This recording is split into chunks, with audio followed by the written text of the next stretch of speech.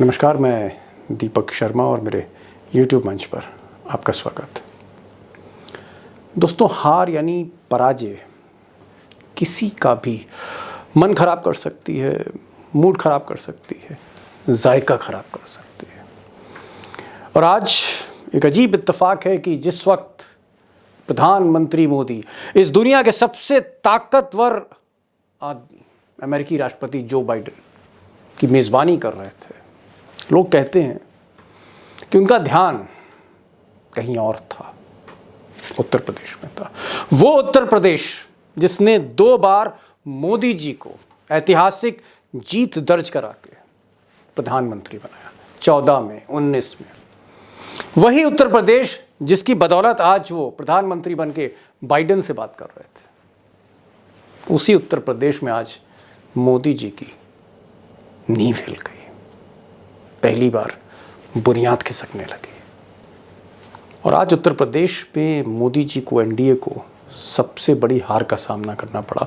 सबसे निर्णायक चुनाव में, उपचुनाव में, बाई इलेक्शंस में, घोसी उत्तर प्रदेश में, जहां इंडिया को मिले 1,24,427 वोट और एनडीए को मिले सिर्फ 81,668 वोट।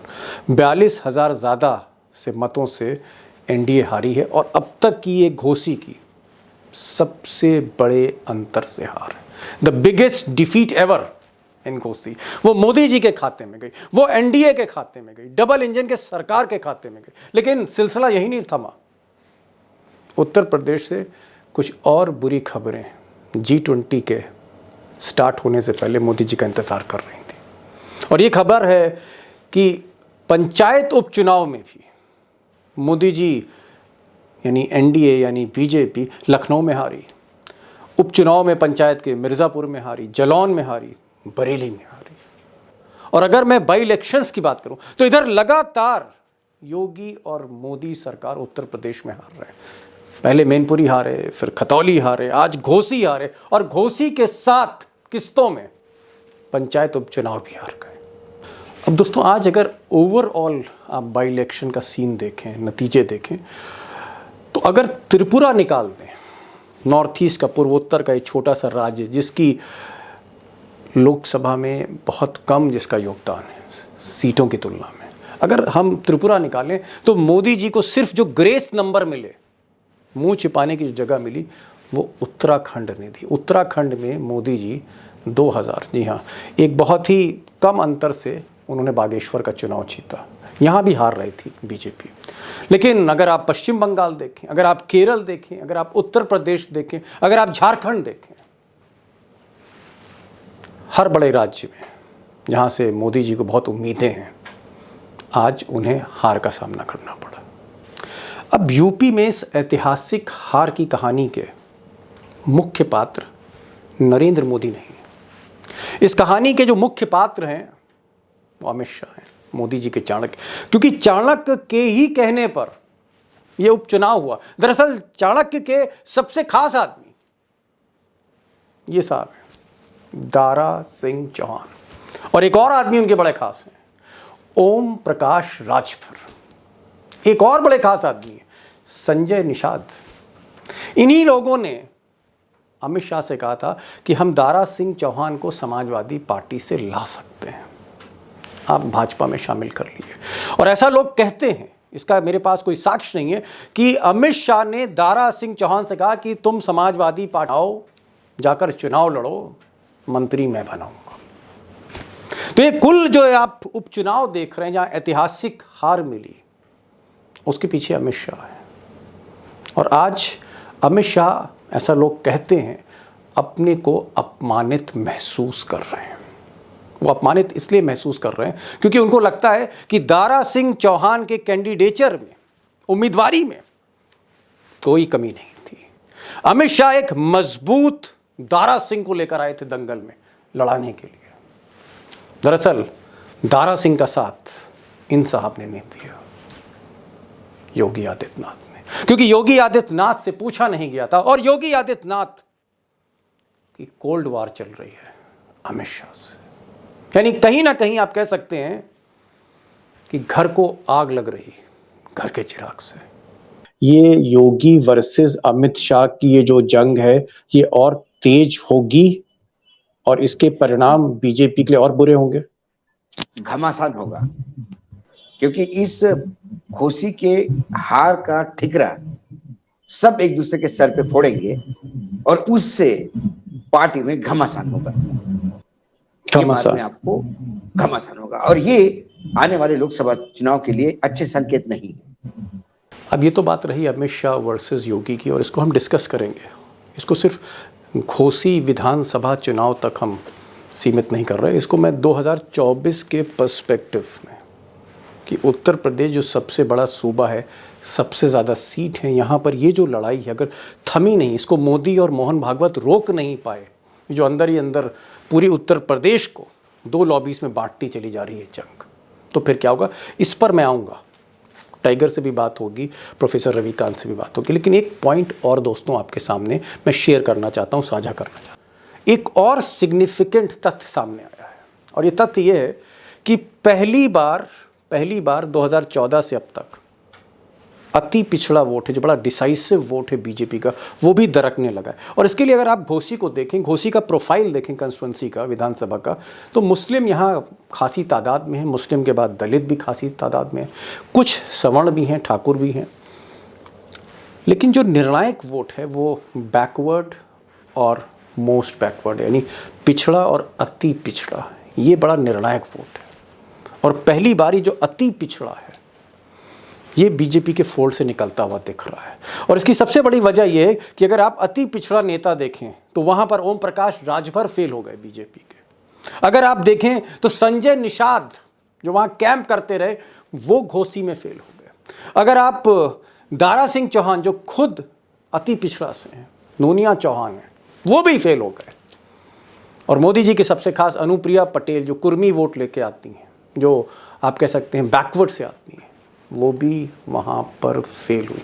यानी हर कार्ड अति पिछड़ा का घोसी में फेल हो गया। और इस अति पिछड़ा वोट का बीजेपी से शिफ्ट होना और इंडिया में जाना, ये उत्तर प्रदेश के चुनाव पलट सकता है।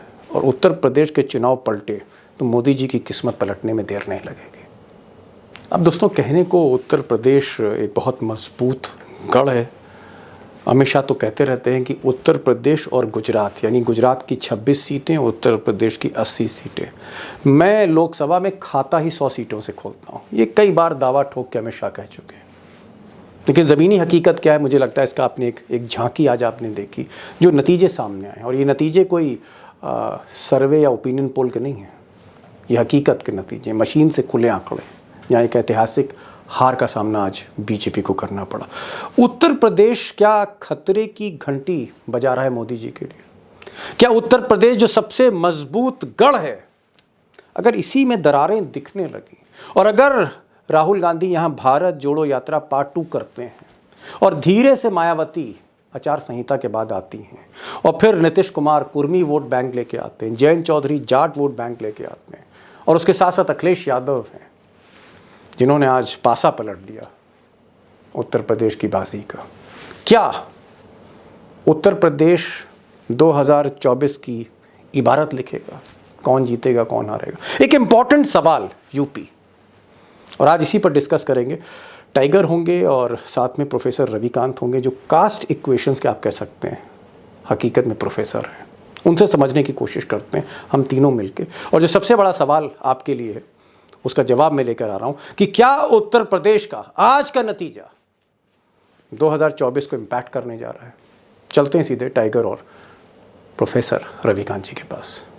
टाइगर, पहला सवाल मेरा ये कि जिस तरह से एक माहौल बनाया जा रहा था कि साहब उत्तर प्रदेश में तो कोई जीत ही नहीं सकता, वहां पर डबल इंजन की सरकार है, एक तरफ मोदी हैं और एक तरफ योगी हैं, लेकिन हम देख रहे हैं कि लगातार जो उत्तर प्रदेश में चुनाव हो रहे हैं, मैनपुरी में बुरी तरह से हारे योगी, खतौली जो गढ़ है मुजफ्फरनगर का, जहां पर हिंदुत्व का पोस्टर बॉय विक्रम सैनी उसकी पत्नी चुनाव लड़ रही हो, और खतौली में हार गए, पश्चिम में हार गए।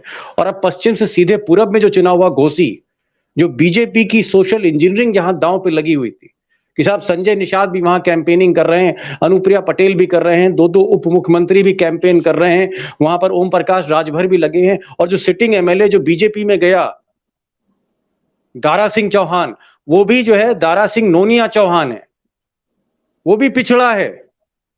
तो ये सीट तो निकले ही की नहीं बीजेपी के हाथ से, और बुरी तरह हारे 60,000 से ज्यादा मतों से। टाइगर, क्या लगता है आपको कि योगी का तिलिस्म टूट रहा है, या सिर्फ ये गोदी मीडिया और सोशल मीडिया जो कैंपेन था योगी का, ये उसका प्रोजेक्शन था? एक बलून था, वो फट गया। बलून मोदी है तो मुमकिन है, एक बलून था, फट गया। जिसे आप चाणक्य कहते हो, मैं जुगाड़ू कहता हूं, वो फट गया। कुकुर मुत्ते जैसे हर जिले में जो राजनीतिक दल छोटे छोटे समाज को एक करके उनके ताकत के ऊपर सत्ता का मक्खन खाने के लिए ये जो भेड़िए थे, ये एक्सपोज हो गए। आज अमित शाह जी फोन करके पूछ रहे होंगे निषाद कहाँ है, संजय निषाद किधर है भाई, जरा फोन पे लाओ। ओम प्रकाश राजभर किधर है, अनुप्रिया पटेल जी आप भी मंत्री, पति भी आपका एमएलसी, कहाँ है, जरा पूछो जी। और साहब जिनको गुमान था कि बीएसपी में जाएंगे तो भी जीत जाएंगे, बीजेपी में जाएंगे तो भी जीत जाएंगे, समाजवादी में भी जाएंगे तो जीत जाएंगे, क्योंकि जनता हमारी गुलाम। हमने यूं उंगली घुमाई और जनता घूम गई।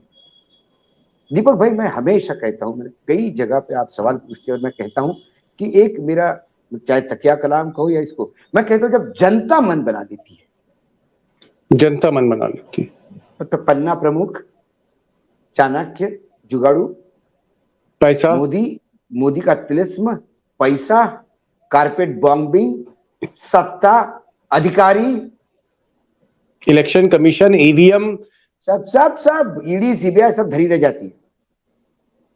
57 प्लस है परसेंटेज समाजवादी पार्टी का। इसमें कई एंगल है, इसमें कई मतलब चीजें, यदि मुझे आप 30-40 सेकंड और दे तो मैं बता दूं। चलिए 30 सेकंड देता हूं आपको। इसमें अखिलेश की मैच्योरिटी थोड़ी सी दिखती है, और अखिलेश को ये मैच्योरिटी बरकरार रखनी पड़ेगी, दिमाग नहीं खराब होना चाहिए। 2-3 चुनाव का जीत लिए, जैसा कांग्रेस का चुनाव दिमाग एकदम खराब हो जाता है। अखिलेश के लोगों ने तुरंत उसको प्रधानमंत्री का उम्मीदवार घोषित नहीं करना चाहिए। अखिलेश जिस ताकत के साथ खुद उतरे थे, उनको आने वाले 80 सीटों पे ऐसा ही करना पड़ेगा। इसमें अखिलेश के चाचा की भी भूमिका रही है, इसमें संगठन की भी, शिवपाल जी की भी भूमिका रही है, उन्होंने बहुत बढ़िया टैकल किया। इसमें इंडिया की भी भूमिका रही है। ये इंडिया की जीत है, और इंडिया की जीत से ज्यादा ये एनडीए का रिजेक्शन है। मैं ये कहना चाह रहा हूं आपसे कि क्या ये जो आज नतीजे आए हैं, ये जो नतीजे आज आए हैं, आपको लगता है कि लोकसभा में जैसे लोग कह रहे थे, गोदी मीडिया के चैनल, गोदी मीडिया के सर्वे बता रहे थे कि साहब यूपी में तो कोई संभावना ही नहीं है, और अमित शाह ने कहा कि उत्तर प्रदेश और गुजरात, ये दोनों राज्यों से हम 100 से अपना खाता खोलते हैं। 80 सीटें उत्तर प्रदेश की, 26 सीटें गुजरात की, हम तो खाता ही लोकसभा का 100 से खोलते हैं। वी स्टार्ट फ्रॉम 100, ये कहा था अमित शाह ने। आपको क्या लग रहा है कि ये जो नतीजे आ रहे हैं बार बार के, लगातार उपचुनाव में जो हार मिल रही है लोकसभा से, विधानसभा से योगी को, ये आज का नतीजा जो बहुत बुरी हार है बीजेपी के लिए, डबल इंजन की सरकार की, ये क्या बताती कि क्या लोकसभा 24 में फाइट है उत्तर प्रदेश में? टक्कर वन वे होगा सर, वन वे। लेकिन विपक्ष को जो बार बार मैं कहता हूं, अखिलेश को दिमाग कंट्रोल में रखना, जमीन कंट्रोल, जमीन पे रखना चाहिए, अहंकार ना हो। जी, अहंकार ना हो। जहां अहंकार हो गया उसका बीजेपी हो गया, जी, उसका बीजेपी। जहां अहंकार हो गया उसका योगी हो गया, जहां अहंकार आया वहां मोदी हो गया। मोदी। यदि इन सब से बचना हो तो अहंकार पे कंट्रोल रखो और जनता को सर्वोपरि मानो। इसी जनता ने आपको ये सीटें दी है। जी जी। मैं रविकांत जी के पास आऊंगा। रविकांत जी, ये जो नतीजा है बहुत ही अर्थ शैटरिंग है, और अगर आप, क्योंकि आप तो डेटा और कास्ट और सामाजिक समरसता और यूं कहूं कि जो सोशल इक्वेशंस हैं, असली तो प्रोफेसर आप उसी के हैं, सोशल इक्वेशन के। क्या आपको लगता है कि ये एक पाथ ब्रेकिंग रिजल्ट है? क्योंकि जो ओबीसी कार्ड, पिछड़ा अति पिछड़ा कार्ड जो मोदी और अमित शाह 2014 से खेल रहे थे और जिसको खेलकर सेहरा पहन रहे थे, हर रिकॉर्ड तोड़ रहे थे, वही सेहरा आज सर से उतरा दिख रहा है आपको घोसी में? वो सेहरा उतर गया, मुकुट उतर गया। आपको क्या लग रहा है कि ये नतीजा क्या बताता है? इतने हजारों वोट से हारना सिटिंग एमएलए का, डबल इंजन की सरकार होते हुए, क्या कहता है घोसी? देखिए दीपक जी, पहली बात तो ये है कि योगी से ज्यादा अमित शाह और नरेंद्र मोदी की हार है, क्योंकि दारा सिंह चौहान और ओम प्रकाश राजभर अमित शाह के खेमे के हैं, उनके अपने प्रत्याशी हैं, वही वापस समाजवादी पार्टी से लाए थे। ये अति पिछड़ा छिटका है पहली बार, जो पिछले 10 साल से कोर वोटर बना हुआ था बीजेपी का उत्तर प्रदेश में। हाँ डॉक्टर साहब, बड़ी बात कह रहे हैं आप, कह रहे हैं कि पहली बार अमित शाह और मोदी की गोदी से ये पिछड़ा अति पिछड़ा छिटक गया। अति पिछड़ा छिटक गया, अति पिछड़ा। इधर ये कोर वोटर बना हुआ था 10 साल से। डॉक्टर साहब, ये तो आप ऐसी बात कह रहे हैं, रात भर नींद नहीं आएगी। मोदी जी का भले ही नहीं चाहिए, आज बाइडेन से मुलाकात है उनकी, लेकिन नींद नहीं आएगी। दिमाग भले ही बाइडेन के सामने हो, लगा कहीं और होगा। नहीं आएगी, आनी भी नहीं चाहिए, आनी भी नहीं चाहिए। ये अति पिछड़ा और नॉन जाटो दलित उसका कोर वोटर हो गया था। उसको लग रहा था कि हमारा कोई धनी धोरी नहीं है, हमको कोई पूछने वाला नहीं है। लेकिन इंडिया अलायंस ने उसके लिए वो रास्ता दिखा दिया, वो रोशनी दिखा दी, वो पलट करके आ गया। इसलिए ये सिर्फ समाजवादी पार्टी की जीत नहीं है। अभी भाव ने, वो आप दोनों लोगों ने कहा कि अखिलेश यादव को अपने दिमाग को जमीन पर रखना होगा। ये उनकी जीत नहीं है अकेले, ये जीत इंडिया अलायंस की है, जिसमें कांग्रेस पार्टी भी शामिल है और देर सवेर बहन जी भी होंगी। ये वो जीत है। इसीलिए मैं कह रहा हूं कि अति पिछड़ा आया है और उसने नरेंद्र मोदी अमित शाह की खटिया खड़ी कर दी। अब आप समझिए, बिस्तरा गोल होने वाला है। आपने बड़ा स्टेटमेंट दिया और मैं आपका बड़ा सम्मान करता हूं इसीलिए, क्योंकि जो कास्ट इक्वेशंस हैं, कई लोगों से, कई एक्सपर्ट से मैं बातचीत करता हूं, लेकिन आप जिस तरह से समझाते हैं और समझते हैं कास्ट इक्वेशन, मुझे नहीं लगता है कि कोई और दूसरा व्यक्ति समझा सकता है उत्तर प्रदेश का कास्ट इक्वेशंस। और आपका ये कहना कि अति पिछड़ा पहली बार अब छिटकते हुए देख रहे हैं, कि दूर जा रहा है बीजेपी से, ये एक बहुत सिग्निफिकेंट डेवलपमेंट है उत्तर प्रदेश की पॉलिटिक्स में और इसका असर हमें मिलेगा। क्या आपको लगता है कि आज जिस तरह से अमित शाह के कैंडिडेट दारा सिंह चौहान की फजीयत हुई, एक तरह से कपड़े उतर गए उनके घोसी में, जनता ने उतार दिए, क्या आपको लगता है कि ये जो अमित शाह का अपमान हुआ, और लोग कहते हैं कि साहब योगी जी थोड़ा मेहनत करते तो इतनी बुरी हार ना होती, क्या घोसी के नतीजों के बाद अमित शाह का, चाणक्य का जिस तरह से अपमान हुआ है, ये योगी वर्सेस अमित शाह की ये जो जंग है, ये और तेज होगी और इसके परिणाम बीजेपी के लिए और बुरे होंगे? घमासान होगा, क्योंकि इस घोसी के हार का ठिकरा सब एक दूसरे के सर पे फोड़ेंगे और उससे पार्टी में घमासान होगा। में आपको घमासान होगा और ये आने वाले लोकसभा चुनाव के लिए अच्छे संकेत नहीं है। इस घमासान को मोहन भागवत भी नहीं रोक सकते? नहीं, घमासान तो कोई नहीं रोक सकता। घमासान, देखिए, घमासान सुनामी जैसा होता है। मध्य प्रदेश में क्या संघ वालों का ये नहीं है। जिन लोगों ने मुंह खोला है वो संघ के स्वयंसेवक रहे हैं और धाकड़ स्वयंसेवक रहे हैं, लेकिन अब जब बोलना शुरू कर दिया तो सुमित्रा महाजन तक बोल गई, जो बिल्कुल संघ के लिए इतने एकनिष्ठ थी कि कुछ भी हो जाए, पार्टी पहले, अपना अपमान भी सहन करेंगे लेकिन पार्टी पहले, वो तक कह गई कि अब पार्टी में कोई पूछता नहीं जी। ये जो है घमासान होगा। अब इसमें जो पुराने लोग हैं, जो आहत है बहुत दिनों से, ये गुजराती लॉबी से, ये तड़का लगाएंगे इसमें, इसको हवा देंगे इस घमासान। जी प्रोफेसर साहब, अंतिम सवाल आपसे, आपको क्या लगता है कि जो अभी टाइगर वोट शेयर की बात कर रहे थे, कि एक पूरा जो वोट शेयर है ये सारा का सारा इंडिया की तरफ आया, ये जो घोसी का जो हम चुनाव देख रहे हैं, यानी तो फिर इसका जो निष्कर्ष निकलता है वो ये निकलता है कि साहब दलितों ने भी वोट दिया, ओबीसी ने भी दिया, पिछड़ों ने भी दिया, अति पिछड़ों ने भी दिया, मुसलमान भी एक मुश्त दिया, कुछ ठाकुर वोट भी चले गए। यानी ये जो आपको क्रैक दिखता है बीजेपी के वोट बैंक में इतना बड़ा, और इस क्रैक में एक चीज तो एक चीज साबित होती है कि लोगों को अगर मजबूत विकल्प मिले तो लोग आज भी वोट करने को तैयार हैं, बीजेपी को छोड़ने को तैयार हैं। They are not satisfied with the quality of government जो वो देख रहे हैं। क्या आपको लगता है कि ये इस पूरे वोट शेयर में अगर मायावती भी खुलकर जुड़ गई, उनका वोट भी जुड़ गया, तो ये जो लोकसभा का चुनाव होगा, फिर इस लोकसभा के चुनाव में इन 80 सीटों में जो बीजेपी दावा कर रही है कि हम 70 सीट जीत लेंगे, हम 72 सीट जीत लेंगे, आपको लगता है कि उत्तर प्रदेश ही बीजेपी का बैंड बजा देगा?